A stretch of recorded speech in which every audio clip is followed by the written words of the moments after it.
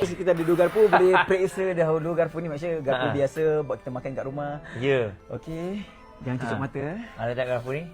Alright. Au! Au! Garpu keras betul?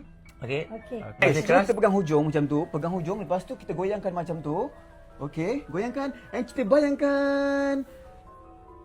And ini Macam mana boleh satu naik? alright. Ini dah bukan ilusi lah. This is the real magic.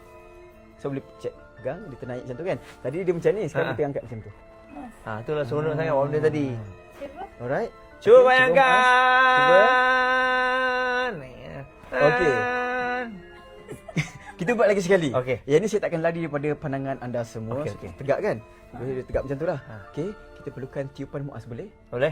Cuba tiup. Astagfirullahaladzim. Ya Allah, bengkok. Sudah bengkok macam tu, so nampak beza tegak tadi. So sekarang dia dah bengkok macam tu oleh tiupan muas. Nampak? Awak jangan sampai saya tiup awak. Okey. So dia kalau tegak dia macam ni lah. So Haizat pegang macam tu kan. Alright, just pegang je and okay, relax. Longgarkan sikit tangan tu. Pusingkan. Ada rasa apa-apa tak? Tak ada apa-apa. Rasa apa? Okay, tengok. 1, 2, 3. Apa ni weh? Twist. Tengok Sekejap. Cuba tiup. Ui. Apa ni? Takut. Mas. Weh. So tadi dia macam ini, sekali dia macam tu. Dia